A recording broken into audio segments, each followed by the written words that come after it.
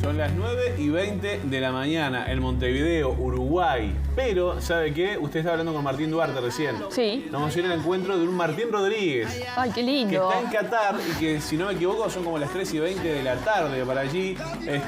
Martín, querido, buenas tardes para vos. Un placer saludarte a la distancia. Muchas gracias, Josema. Un abrazo para todos y para todas por ahí, para Tania, por supuesto, para la audiencia. Y como bien decía, son las 3:20 de la tarde, sí, estamos con 6 horas de diferencia.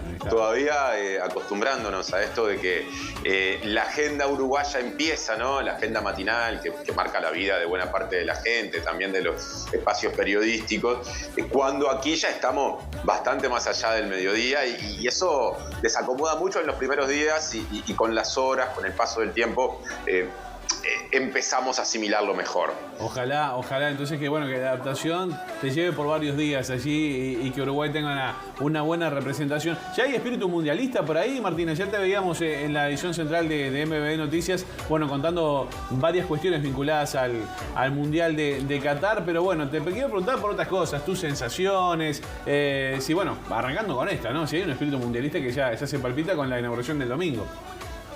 Bueno, yo siento que sí, es decir, uno camina por las calles de Doha, la ciudad que prácticamente albergará todas las sedes o la gran mayoría de las sedes de este mundial, lo cual es una peculiaridad porque desde hace décadas los mundiales se juegan en territorios mucho más amplios que el de Qatar, en ocasiones más descentralizados y siempre con estadios en distintas ciudades. Y aquí en realidad la enorme mayoría de estas imponentes infraestructuras están concentradas en una ciudad que no tiene mucha más población que la que tiene Montevideo, lo que hace que esos enormes estadios donde van a estar jugando la mayoría de las elecciones, gran parte de los partidos, un altísimo porcentaje de los partidos, estén conectados en muy poco tiempo y a través de otra de las grandes obras de infraestructura que se ha hecho para este mundial, que es un metro ultramoderno, más que del presente parece del futuro, que supera largamente a los que podemos conocer de ciudades regionales, ¿no? Cercanas al territorio uruguayo o incluso de ciudades europeas y en esta ciudad Doha,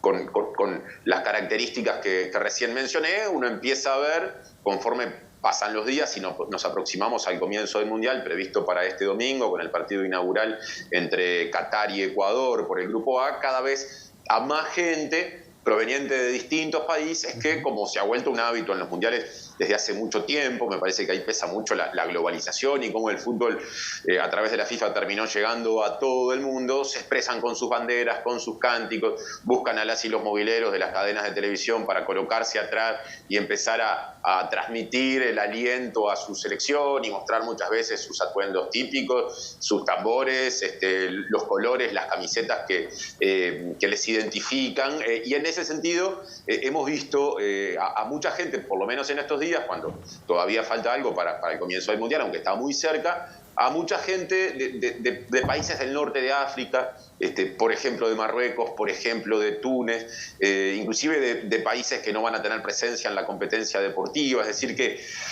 lugares cercanos a esta región dan la impresión de que están significando una especie de avanzada. En las últimas horas, yo por ejemplo también empecé a ver a mucha gente de Argentina. Argentina ayer jugó su último partido de preparación en Emiratos Árabes Unidos, y viene por estas horas, o ya vino a Qatar, y me parece que acompañando a la delegación empezó a llegar también mucho público de uno de los países que en general mueve más gente en este tipo de torneos. Martín, y eso que estamos viviendo, ¿de qué? Es algo absolutamente nuevo, por lo menos para muchos de nosotros, esto de que el domingo empieza el Mundial y estamos viviendo partidos amistosos de selecciones que están participando en la mayor fiesta del fútbol. Calma las ansiedades, genera nuevas, da mayor información. ¿Cómo se está viviendo desde allí todo eso? Sí, sin duda. Los amistosos son en términos informativos una oportunidad. De hecho, yo ayer pude seguir a Argentina como capaz que no lo había hecho en los últimos tiempos, producto de la vorágine del trabajo habitual de lunes a viernes en Montevideo y de una agenda que en mi caso ya no es tanto la deportiva a lo largo de todo el año como lo fue en otro tiempo. Entonces, a mí me viene muy bien cuando vengo al Mundial y trato de ponerme rápido el chip 100% deportivo o mayormente deportivo, tener la oportunidad de ver un amistoso como el que ayer jugó Argentina contra Emiratos Árabes goleando 5-0. Después está, Tania, la otra parte de la discusión que ha estado muy muy presente en los debates y los paneles futboleros por estas horas, y es qué tan pertinente es que las selecciones se arriesguen a tan poco tiempo del comienzo de la competencia oficial a jugar partidos que, aunque sean amistosos y puedan estar, digamos, precedidos de algún tipo de acuerdo interno entre los cuerpos técnicos, siempre pueden generar el riesgo de una lesión, ¿no? De un esfuerzo mal hecho, de incluso algún toque sin intención que genere un problema que de repente después complique a un deportista o a un plantel para lo más importante, que son los partidos por los puntos. En ese sentido, vale decir que la selección uruguaya, a diferencia de la Argentina, no ha planificado amistosos en los días previos, lo cual particularmente a mí me tranquiliza. Claro que sí, a todos compartimos esa tranquilidad. Martín, te quiero llevar a otras cuestiones, si bien no son tan periodísticas, pero son cotidianas. ¿Qué pasa con la temperatura? ¿Qué pasa con las comidas allí? Contame un poquito de eso. Bueno, las temperaturas están en este momento, en general, pasando por poco, pero pasando los 30 grados durante buena parte del día. Eso se siente particularmente en la mañana. Aquí anochece, si nos comparamos con Uruguay, temprano, ¿no? Después de las 5 de la tarde empieza a caer el sol. Entonces, cuando salís por la tarde, capaz que padeces el calor que queda impregnado en las superficies de cemento que está en la ciudad, producto de lo que pasó durante la mañana, pero ya no sufrís el sol en su mayor potencia, empiezan a proyectarse las sombras y cuando querés acordar ya se hace la tardecita y ahí hay momentos en los que sopla una brisa que es propia de este momento del año que vuelve, digamos, bastante agradable las primeras horas de la noche en los espacios públicos, en los espacios abiertos, y cuando se trata de espacios cerrados es fundamental que haya aire acondicionado, ¿no? Un espacio cerrado sin aire acondicionado, aún en esas horas en las que el calor afloja un poco, igual se sufre, incluso en esta etapa del año, que no solo no es la etapa más calurosa, sino que es la de temperaturas más bajas, o que tienden a ser las más bajas. Yo miraba las proyecciones del pronóstico del tiempo antes de venir, hace cerca de una semana, y las máximas seguían en el entorno de los 30 grados, según esos pronósticos, con cierto margen de error, porque son a muchos días para esta semana, para la que viene. Pero ya avanzado noviembre y sobre todo en diciembre, las máximas empezaban a estar en los 20 y pico largos, pero por debajo de los 30. Y eso explica que se haya jugado o se vaya a jugar el Mundial en este momento del año. En otros momentos del año, me decía gente que por cadenas internacionales vino a la preparación del Mundial algunos meses atrás, a mitad de año, hay temperaturas que están rozando los 50 grados, lo cual hubiera hecho absolutamente imposible que se dispute el Mundial, pero que sin embargo son las temperaturas con las que convive la gente que está radicada aquí durante todo el año. La que seguramente con su poder adquisitivo más alto puede tener el aire acondicionado en la casa, en el auto, en el trabajo, y la que no. Porque también hay que poner la lupa ahí. Este es un país que recibe a muchísima gente, la mayoría extranjera, que viene a trabajar en ocasiones, en oportunidades laborales seguramente muy interesantes, y en otras como mano de obra más bien económica, que posiblemente no tenga todos los elementos para sobrellevar de la mejor manera estas condiciones tan extremas. Y con respecto a las comidas, Josema, para ser bien breve, sí, en el ida y vuelta del trabajo, de la agenda cambiada, todavía no tuve la oportunidad de meterme en esos lugares donde está la comida típica. Y claro, y en un mundo globalizado, pasa que hay mucho de lo que se ofrece que no es tan distinto a lo que podemos encontrar en Montevideo, en Londres o en Buenos Aires. Entonces, todavía me falta dar ese paso y tengo muchas ganas de darlo. Bueno, después nos va a contar entonces cómo está ese menú allí en Qatar. O sea que por ahora, la comida rápida, la comida chatarra, cuídese. Usted se cuida mucho, Martín. Así que por eso no va a tener problema. Vos hablabas recién de una avanzada, ¿no? De turistas, de hinchas. ¿Te has cruzado con uruguayos ya o muy poquito?